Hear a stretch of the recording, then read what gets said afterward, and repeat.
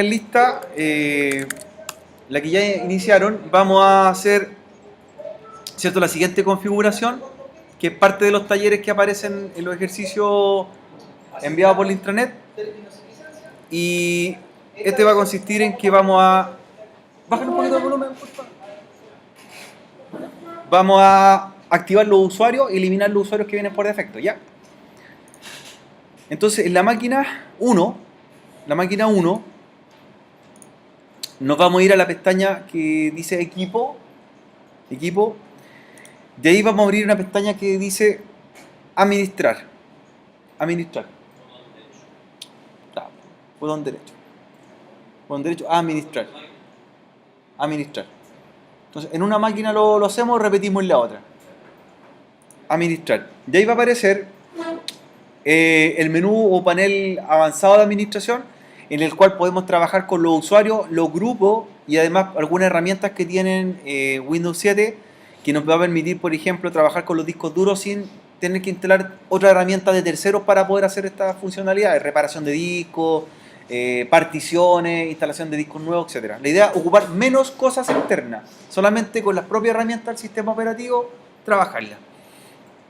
Dentro de estas herramientas que están mencionadas en la administración de equipo, está, por ejemplo, el visor de eventos, que lo vamos a utilizar en algún momento para revisar qué ha pasado en el sistema operativo, si han ocurrido errores, cómo solucionarlos, qué tipo de errores fueron, ya, de todo tipo, ya sean de seguridad, errores de acceso u otros.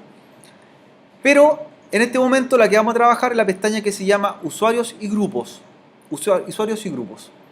Y dentro de la que se llama usuario y grupo, vamos a entrar a la de usuario y ahí vamos a darnos cuenta que vienen algunos usuarios ya nativamente instalados o implementados, entre ellos el usuario administrador, pero nos vamos a percatar que este usuario no está activado ni tampoco tiene password.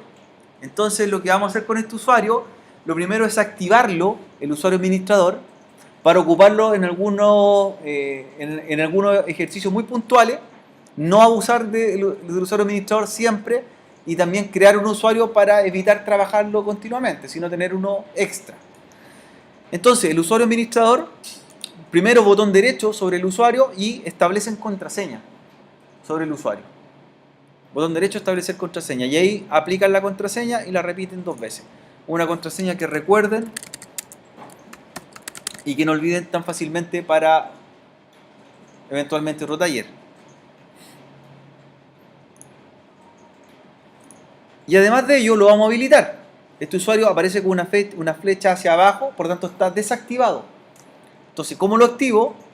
Luego de haberle dado la contraseña, nuevamente botón derecho, propiedades en el usuario, y ahí viene un tick que aparece que está la cuenta deshabilitada. Nosotros lo desmarcamos e inmediatamente este usuario se activa para algún uso específico.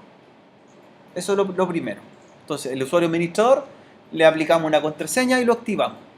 ¿Ya? Hay un usuario que aparece por ahí que se llama invitado, no lo vamos a trabajar, no es necesario tampoco borrarlo, pero sí lo que vamos a hacer es crear un nuevo usuario para que aprendamos cómo se hace y cómo se promueve para darle privilegio. En los dos, primero hagamos uno y después lo vamos repitiendo en el otro, ¿ya? Si no tiene las dos máquinas listas, no importa, lo hacen uno, después el otro. Se guarda el video. Vamos a hacer lo siguiente. Hay un usuario que está por ahí, que lo creamos cuando se instaló el sistema operativo, y lo vamos a borrar, lo vamos a eliminar completamente. Y vamos a crear un usuario aquí, nosotros, en forma manual.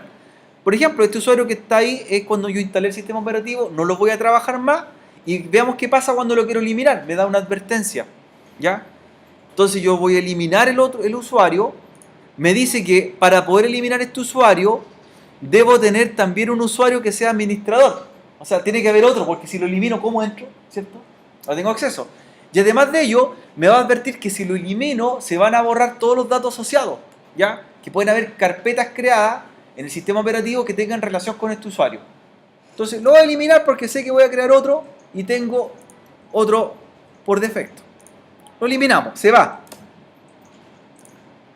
Y vamos a crear uno que tenga los permisos de administrador, lo vamos a promover a administrador. Entonces, ¿cómo creo un usuario en esta herramienta? Es bien sencillo. Primero se crea, luego le damos contraseña y por último le damos el permiso que queremos que tenga. Entonces, botón derecho, nuevo usuario. ¿Cierto? Ahí mismo, en la herramienta. Recomendación, el nombre de usuario que van a crear ahora aquí tiene que ser un nombre que no sea compuesto, que no tenga espacio. Ni tampoco usar, ¿cierto? Ni mayúscula minúscula, sino que solamente minúscula. Eso es lo recomendado. Porque ese nombre lo van a ocupar para hacerle entrar en algún momento. No se confundan con que la A mayúscula, no. Todo minúscula. Sin espacio y deja como máximo permite 16 caracteres. Ese es el nombre largo. ¿Quién no podría tener como nombre? No se puede llamar igual que el equipo. ¿Ya? No se puede llamar tampoco igual que el grupo de trabajo que tengo que crear en un minuto más. Una buena práctica para crear un nombre de usuario en una organización es utilizar, por ejemplo, la inicial y el apellido de la persona. ¿Sí? Inicial y apellido. Ahí, por ejemplo, tú le sacaría la mayúscula y lo cambiaría todo con minúscula. Después se confunden cuando tienen que iniciar sesión con ese usuario. ¿Ya? Se confunden un poco. En este caso lo dan mi nombre, nada más, y todo en minúscula. El nombre completo, ahí ustedes lo agregan nombre y apellido. Nombre y apellido. Entonces, el username es el que vale en realidad. Ese es el que tiene validez. El nombre completo es el que se va a mostrar en pantalla para poder identificarlo. Y además de ello, le agregan una descripción para que sepan para qué están creando este usuario. Yo puedo crear muchos usuarios para distintos usos, ¿cierto? En el hogar también. Como el sistema operativo es multiusuario, pueden haber muchos creados, pero no todos se usan al mismo tiempo, sino que uno a la vez. Debo ir cerrando la sesión y abrir nuevamente sesión en el equipo para conectarme con uno de ellos. ¿Ya? Entonces yo le voy a dejar como descripción, es administrador del PC. Así lo voy a declarar. En descripción. Entonces, nombre de usuario es el nombre corto, nombre completo luego es el nombre más el apellido, y luego la descripción es una referencia. A continuación viene la contraseña, repiten una contraseña 2 veces. Una buena característica de contraseña, una buena práctica es por lo menos utilizar número y letra, ¿cierto? En contraseña y una mayúscula por lo menos. Microsoft recomienda también como política de seguridad 6 caracteres como mínimo. Es una contraseña más o menos robusta. 6 caracteres, número y letra, mayúscula, minúscula. ¿Ya? Tenemos la contraseña, la repetimos y desmarcamos el tick que trae por defecto, que dice el usuario debe cambiar la contraseña en el siguiente inicio de sesión. ¿Qué pasa con ello? Si está activado, cada vez que arranquemos con este usuario, va a pedir que vaya cambiando la contraseña por una distinta. Y por lo mismo, como este usuario va a ser para nuestra función, nuestro uso, lo declaramos como la contraseña nunca expira. Por lo tanto, esta contraseña se va a mantener con el tiempo y nos va a estar pidiendo ser cambiada bajo algunos plazos cortos de tiempo, que cada 10 días, que cada 15 días. ¿Ya? Eso es como lo principal. Nombre de usuario, nombre completo, descripción, contraseña, y luego la contraseña nunca expira. Crear. Ya, crear. Entonces, creo, cierro. Ya tengo el usuario nuevo. Con ese vamos a entrar después a trabajar en el equipo. Lo que debo hacer ahora, ¿cierto? Este usuario, como se creó por defecto, tiene algunos niveles de privilegios y no hace muchas cosas, es bastante limitado. Y lo que vamos a hacer nosotros es promover.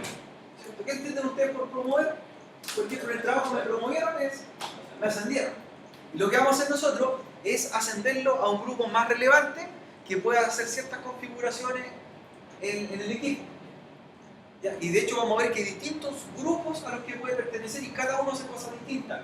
Hay grupos que son para hacer respaldo, hay grupos que son para administrar, hay grupos que son para conectarme remotamente. ¿Ya? Hay distintos grupos.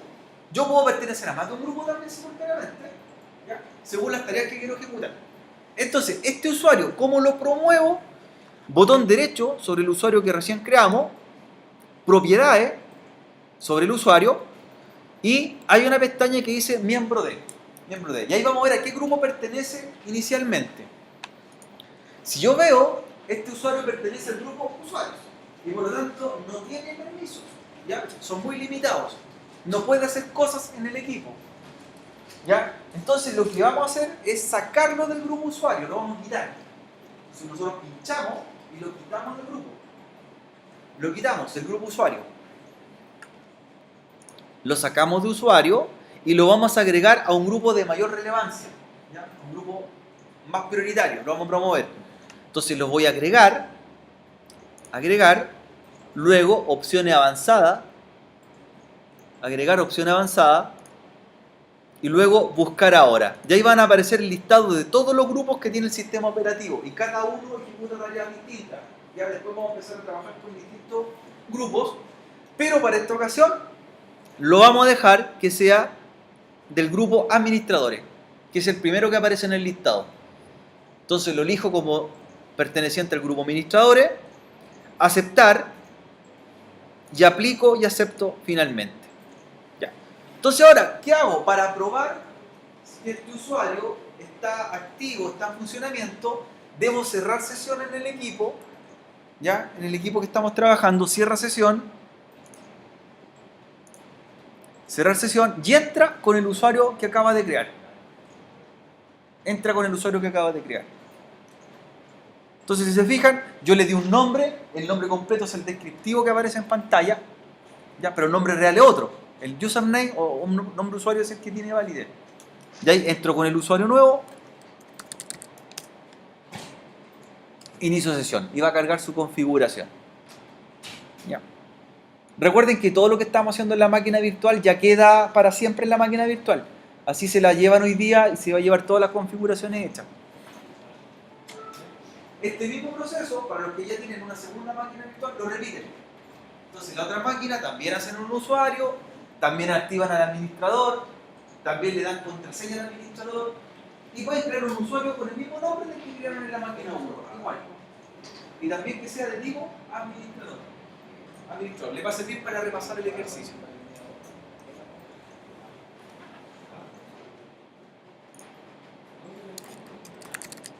Entonces lo repito 2 veces. Es importante poder manejar cuentas, y ese es uno de los talleres que aparece por ahí. Dice creación de usuario. Está el taller, está por ahí. ¿Cómo lo promuevo de grupo? Ya, porque posiblemente en algún momento han creado usuarios, pero lo han hecho desde el panel de control. Entonces el panel de control es limitado. Ahí dice, soy invitado o administrador. No tengo más opciones. Entonces aquí me aparecen los grupos a los que puedo pertenecer, ¿cierto? Y si le doy permiso, lo habilito, lo deshabilito, es mucho más avanzado este panel. ¿Ya? Mucho más avanzado, y está presente en cualquier versión de Windows. Entonces lo podría aplicar también en Windows Server, en Windows Server 2003, 2008, para trabajar con grupos, ¿ya? Y eso me da a mí una facilidad como administrador de sistemas para definir, ¿cierto?, qué perfil quiero darle. Recuerden que el sistema operativo se denomina es multiusuario, pero no puedo trabajar con el usuario al mismo tiempo con todos, ¿cierto? Sino que debo cerrar sesión y entrar con uno, cierro sesión y entro con otro. Salvo que esto fuera un sistema servidor. Ahí puedo trabajar varias cuentas al mismo tiempo. Esa es la diferencia. Y este, como es texto, debo cerrar sesión, entrar con otro. Cerrar sesión y entrar con otro. Claro, las licencias son de acuerdo a la cantidad de usuarios que quiero trabajar simultáneamente. Y eso es el costo. Entre más usuarios quieren trabajar en la máquina al mismo tiempo, más cara es la licencia. Son por grupos, 25, 50, 100 usuarios y así sucesivamente. Y van cambiando la versión. Estándar, he dicho, Enterprise, Data Center. Esas se llaman las CAL. Las CAL.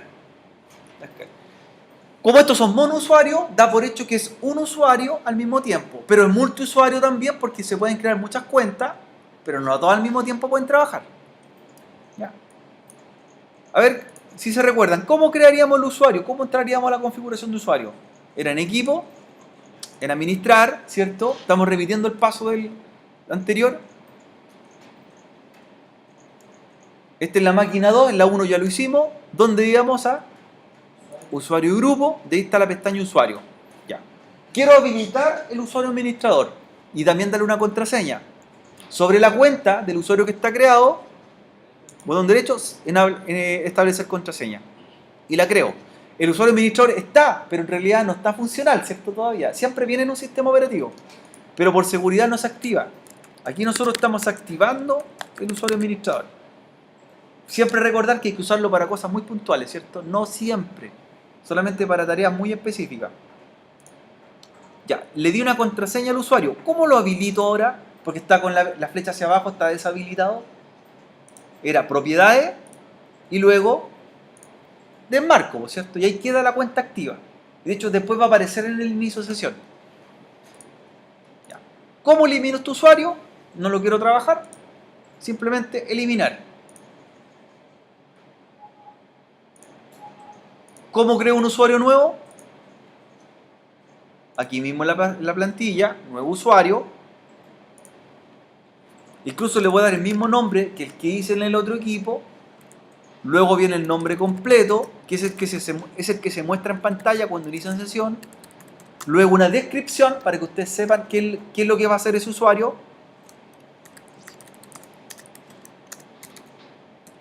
Administración del sistema operativo, le digo.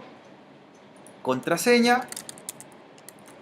Repito, contraseña. No pueden quedar sin contraseña los usuarios en este perfil porque lo va a pedir en algún momento para las conexiones remotas o conexiones a permisos de carpeta. Desmarco el usuario, debe cambiar contraseña y aplico la contraseña nunca expira. Ya, ¿basta con eso o debo darle un grupo ahora? No basta con eso, debemos promoverlo. ¿Cómo se promovía el usuario? Botón derecho, propiedades, miembro de, y lo remuevo del grupo que trae por defecto, que es usuario. Lo quito y lo agrego a un nuevo grupo. Agregar. Opción avanzada, ahí va a aparecer el listado de grupos a los que puede pertenecer, que hay para diferentes funciones, pero en esta ocasión para administradores. Acepto, aplico y estoy listo. Ahora debería probar si el usuario creado funciona, cerrando la sesión y entro con el usuario nuevo, ya por primera vez.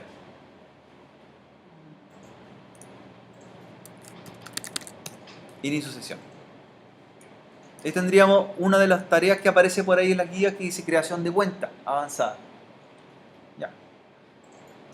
Otra pregunta, ¿qué pasa por ejemplo si un usuario, supongamos, lo tengo creado en el sistema en este equipo y este usuario, supongamos, de una empresa y se va de vacaciones, va a estar 2 meses fuera? ¿Yo debería eliminar la cuenta o debería deshabilitarla? Deshabilitarla, ¿cierto? Cuando vuelva a estar activo, la habilito. Porque si yo la elimino, se van a borrar los archivos o documentos que están asociados al usuario. Ejemplo, acá en la institución, usted tiene una cuenta única que está asociado al correo, a la conexión Wi-Fi, a los servicios de intranet y también está asociado, por ejemplo, a los sistemas de los PC de laboratorio. Entonces, si un alumno, por ejemplo, va a congelar un semestre, no se elimina al alumno la cuenta, sino que se deshabilita mientras está fuera. Y luego, cuando se reintegra, se habilita nuevamente y sigue con sus mismos datos, sus mismos perfiles. ¿Ya? De hecho, cuando un alumno se retira, tampoco se elimina la cuenta, solamente se deshabilita. ¿Ya? Porque puede estar la posibilidad de que el alumno se reintegre para adelante. Claro, se puede reintegrar. Entonces, no es recomendado en ese sentido eliminarla, sino que es mejor deshabilitarla, bajarlas por un tiempo. Ya.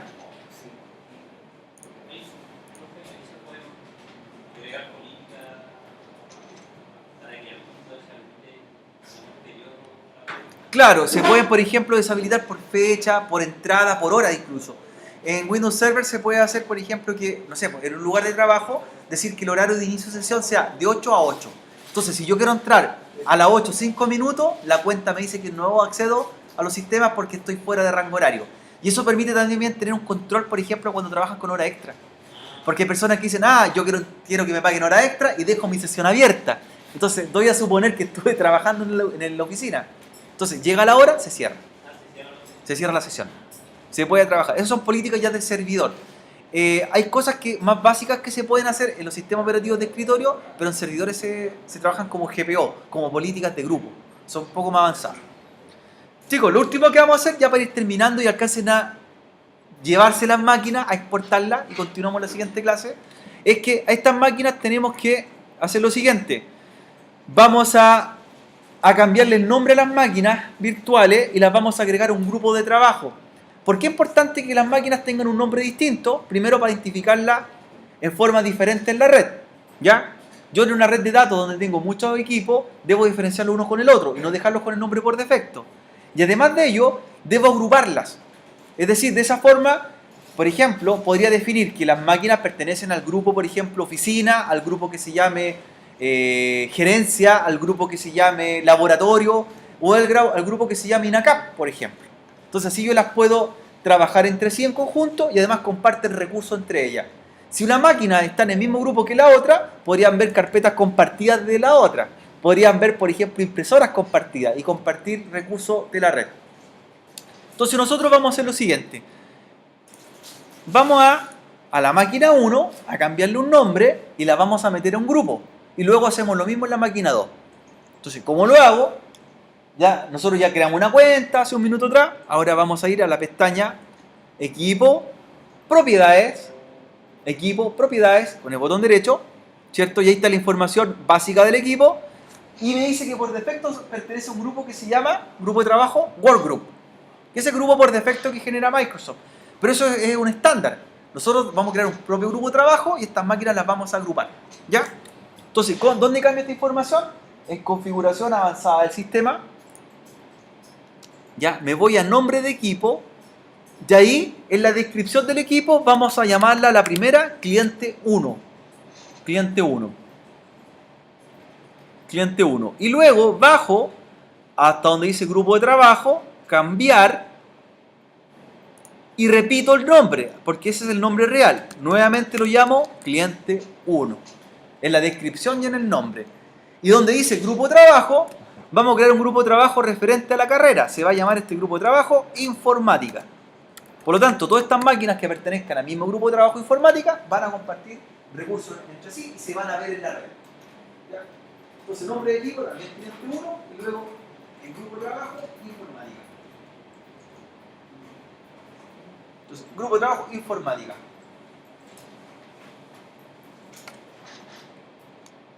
Y ahí aceptar y va a pedir el reinicio del equipo. Lo reinician para que asuman nuevo grupo de trabajo. ¿Ya? Y los recursos los comparta con otras máquinas que pertenezcan a su mismo grupo. Y esto lo hago también en el otro cliente. La única diferencia es que el otro se va a llamar cliente 2. ¿Ya? Cliente 1 y el otro cliente 2. Y la reinicio. Entonces en el otro equipo, lo mismo. Las propiedades. Configuración avanzada. ¿Ya? Nombre de equipo. Lo llamo cliente 2. Lo cambio de grupo de trabajo a informática también. Entonces ya las dos máquinas van a pertenecer al mismo grupo, a la misma organización. Ya. Si los grupos de trabajo hacen referencia al lugar, a la empresa o donde están físicamente instaladas. ¿Ve? Se reinician y con eso ya estarían dentro del mismo grupo, ambas máquinas. ¿Ya? Hay que hacerlo manual. Después entre ellas se van a ver en la red. Eso es importante. Cuando yo la agrego al mismo grupo, ellas se van a ver las dos máquinas. Si tengo una máquina que pertenece a otro grupo, no se va a ver con estas. Si tengo una tercera máquina virtual, va a quedar aislada. Entonces, por eso nosotros podríamos hacer un grupo de trabajo que se llamase Leica, por ejemplo, acá, y yo podría hacer que todas estas máquinas compartieran carpetas con el resto. Y no así con los laboratorios del lado. Entonces, creo un grupo de trabajo en conjunto. Y ahí la reinicio.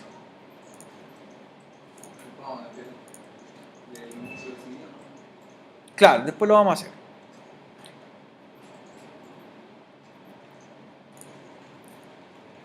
Entonces reiniciamos la máquina. Reiniciamos la máquina.